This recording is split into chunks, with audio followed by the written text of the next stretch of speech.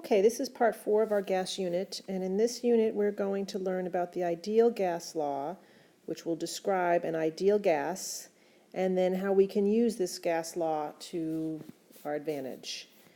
I think we very briefly in my class talked about this last year.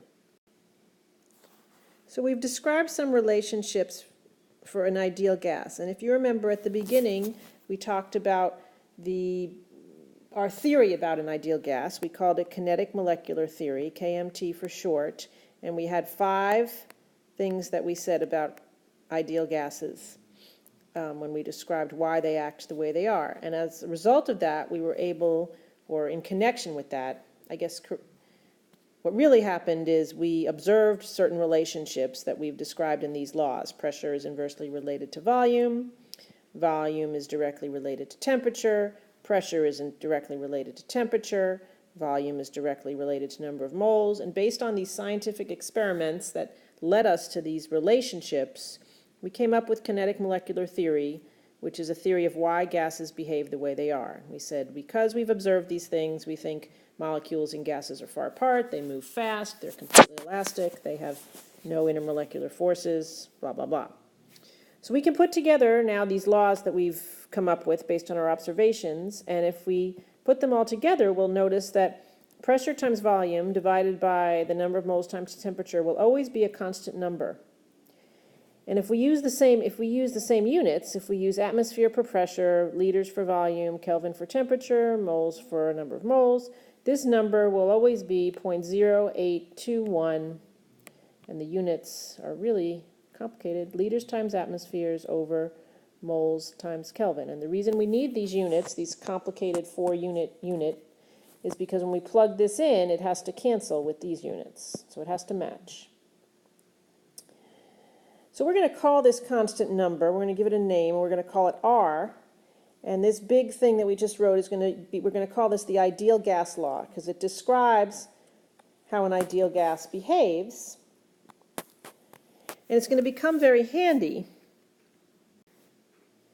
We can write it the way I just did, or we can multiply both sides by NT and write it as PV equals nRT. And that's usually the way you see it. You have to be careful that the R value that you use matches the units that everything else is in. So you'll see on your equation paper, I think we give you R in a couple of different ways. So the R value that you use has to have the same units that you're using in this equation. But this equation is very helpful because it only has one pressure, it only has one volume, it only has one temperature and one number of moles. Unlike before, we had to have a first pressure and a second volume. To get a second pressure and a second volume, we had to have 2 measurements of everything. Here, we only need 1 measurement of everything, so it's a little more helpful. Maybe we only have 1 measurement. We don't have to compare. Also, this is the only equation, well, with the exception of this one, this is a more complex equation that allows us to calculate the number of moles. This is going to become very handy because since we can calculate the number of moles, we're going to use that to eventually, and this equation, to find the density of gases or even their molar mass. So once you can get the number of moles, this becomes pretty handy. So this thing that you're looking at, PV equals nRT, or sometimes it's pronounced or called Pivnert, we're going to call this the ideal gas law, and we're going to use it a lot. So it's on your paper. I don't think you have to memorize it. So before we start using the ideal gas law, I want to reiterate that we have to use a thoughtful strategy whenever we're solving problems in life and in chemistry. So especially in chemistry, what we want to do now we're going to have more complex problems. We're going to be putting together different things that we learned. And so the first thing you're going to want to do is tabulate your information. That means list everything, all the variables that you're given. Every time you encounter a numerical value, jot it down. Once you have a table of information, that sometimes helps you find what you know that you could use to solve the problem. You're also going to have to be careful to convert to consistent units. If you have one pressure that's measured in atmosphere and another pressure that's measured in torr, they have to be the same or you can't work with them. You can't measure one side of the room in feet and then measure your molding that you're going to lay down in inches. You'd have to convert. So you have to have consistent units. Once you have your information, then you're gonna try to remember equations that allow you to relate those things. In chemistry, we're all about relationships. You know, all about that bass. Well, I need a new song, all about relationships. So we need to find mathematic or other types of relationships that relate our variables. And that's why we write everything down that we know, and then that allows us to think about, well, what equation or what thing do we know relates these relationships? Because if we can put them all in an equation and just find and have one missing variable, we can solve for that. And then use dimension analysis. It's important to use your units when you're solving problems. You guys do a pretty good job of that. If you end up with the wrong units, like you have pressure, but it's for some reason measured in moles, that's a sign that there was a problem. So now we're going to move forward and practice. And actually, before we practice, I just want to mention, this is mentioned in your book, that no gas in reality is an ideal gas. The idea of an ideal gas is a theory, and some gases approach being an ideal gas, and we're going to talk about that in another video. But in reality, there are intermolecular forces, and molecules do take up volume, so those two parts of the kinetic molecular theory don't always hold up. So we're assuming that everything we're working with behaves ideally, and that's a nice assumption because it allows us to use this equation. If the conditions are not right for them to behave ideally, then we have to do more complicated math. And we don't want to do that right now because it's a real pain in the neck. But we're going to talk about later on in another video when gases would not behave ideally, when their intermolecular forces would cause a change in pressure or volume. But we're not going to talk about that right now, so I'm going to make this really tiny. So this is the practice problem we're going to do. This is not in your notes, so you might want to write it down. We're going to find the density of a gas just from this information. Woohoo! So what is the density of carbon tetrachloride vapor at 714 torr and 115 degrees Celsius? And I'm going to follow the strategy that I just gave you. So the first thing, I'm going to write in purple because black is so boring. The first thing I'm going to do is I'm going to write down what the heck is carbon tetrachloride. That's a covalent compound name, so it's going to be carbon with tetra is 4, tetrachloride, CCl4. So now I have the name of my gas. I'm going to write down that I want to find density. So density equals question mark, that's my variable. I know that it's at 714 torr, and I remember that torr is a measurement of pressure, so I know my pressure equals 714 torr, which I may convert to another unit. And I have a measurement in Celsius, and I know that temperature is measured in Celsius, so my temperature is 125 degrees Celsius. So let's see. Before I do any conversions, because I don't like to do extra work, I'm just going to think about what I want to find here. I have one measurement of pressure, I have one measurement of temperature, and I want to find density, and I know the name of the gas. Wow, that seems pretty limited. How am I going to work with that? They didn't give me a lot. Well, I'm going to think, well, when I do have an equation that uses just one pressure and one temperature, I'm going to write it down and see if I can work with it. So I know this equation, I just learned it. Pressure times volume equals number of moles times R. Oh, and R, which will be on your equation sheets, but the value that we're using for R, it depends on the units, but we're going to use 0.0821 liters, atmospheres over moles times Kelvin. That's our R. So I just learned this equation. We called it the ideal gas law. And I can take another color. I know my pressure and I know my temperature. I have to convert it into Kelvin. And I know R. So what I don't know is number of moles and volume. And what I want to find is density. And a way of writing, let's see, what is density? Density is mass over volume.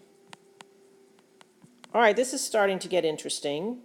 I want to find mass over volume, and I have number of moles over volume. So I'm going to rewrite this just so I can see it that way. I can rearrange this equation algebraically. If I divide everything by V and everything by RT, I will be able to algebraically rearrange it to number of moles over volume equals, let's just make sure I don't make a mistake, equals pressure divided by RT. So I multiplied everything by 1 over RT, and I multiplied everything by 1 over v. My v's canceled, and my rt's canceled. And that's how I got that. So now I have a manipulated equation, n over v equals p over rt. I know p and t, and I know r, so things are looking good. I know everything on one side of the equation. The only problem is n over v, number of moles over volume, is not what I want. I want mass over volume. So I have to think about this. I want mass and I have number of moles. I have number of moles and I want to find mass. Is there a way for me to change number of moles into mass? Well, let's see. Let me think about this. I know my compound, and I know that molar mass, I'm going to write this down, molar mass, the mass of 1 mole is equal to mass divided by number of moles. Oh, wait a minute, this is looking interesting. Molar mass, the molar mass of a compound, when I find that, I find my mass and I divide it by number of moles, which is n. And I have n here. This is n. So I'm going to rearrange this equation to solve for n. I'm going to run out of room, but go away, wherever you are. So I'm going to rearrange this equation to solve for n, because n is number of moles. So I'm going to now rewrite this as number of moles, which is just n. I'm going to call it n in a minute. Number of moles equals molar mass. Wait a minute. Let's make sure we do it. It equals mass. Where's my eraser?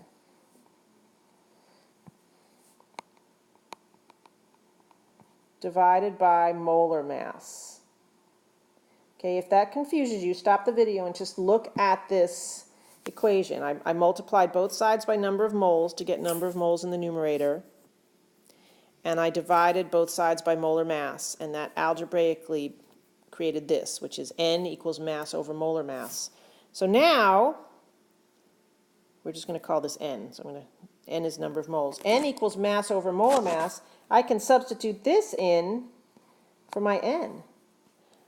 Let's do that and see what happens. So I'm going to write it here. I'm going to have, instead of n, I'm going to write mass over molar mass. That was n. Okay, that's going to be multiplied times volume, times 1 over volume. Okay, equals p over RT. Interesting. So now I have density now. Look, mass over volume is density. So I have density.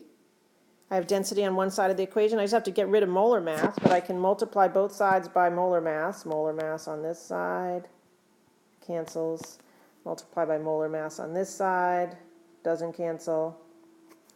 So now I have an equation that solves for density that I derived from using my ideal gas law. So I'm going to squish everything up, which will probably make a big mess. Oh no, that's nice. Okay. And I'm going to rewrite this derived equation. It's mass over volume, which is density, equals pressure times molar mass over R times T. We could also rewrite this as density equals pressure times molar mass over R times T.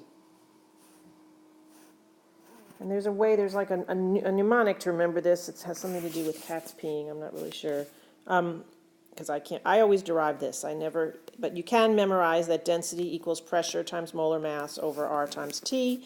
It's just another equation to memorize. I find it tedious. I just, every time, derive it because I know that my number of moles is equal to mass divided by molar mass. But you could, if you have problems deriving, you could just memorize this as well. This equation, PV equals nRT, you will never have to memorize because that will always be given to you on your equation sheets. But, so then from this you can derive this one or you can memorize this. So now we have an equation for density, so you can substitute in your pressure, but you have to convert it from torr to atmospheres.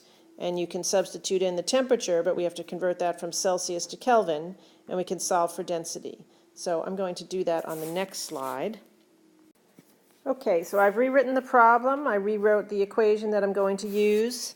I calculated my molar mass of carbon tetrachloride. It's 152 grams per mole. My pressure is 714 torr, and I've converted that to atmospheres because the R value that I'm going to use, R equals 0.0821 liter atmospheres times mole times Kelvin. And in order to use this R, all my units have to match these units. So my pressure has to be in atmospheres and my temperature has to be in Kelvin. To convert from torrs to atmospheres, I used a relationship 1 atmosphere equals 760 torr.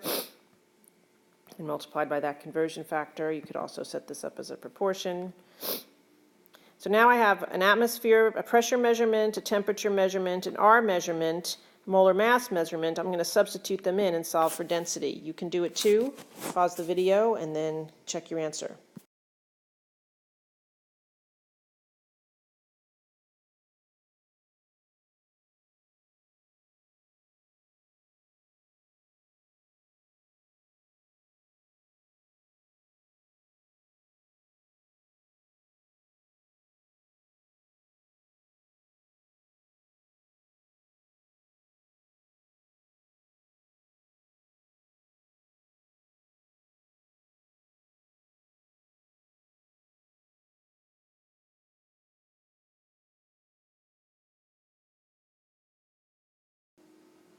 And when I multiply out using 3 significant figures, I get 4.368, which I round to 4.37 grams per liter. So that is my answer. That is the density of carbon tetrachloride gas when it is at 714 torr and 125 degrees Celsius. Amazing that we could figure that out with only those little pieces of information. Okay, and one of your homework problems, the problems at the end of the note packet, you have to find out which gas has the greatest density, and so you'll have to use this. So I'm going to stop this video. In the next video, I'm going to use the ideal gas law to find the molar mass of a gas, because I don't think you have a problem like that in your packet, but you will have to do that on the quiz.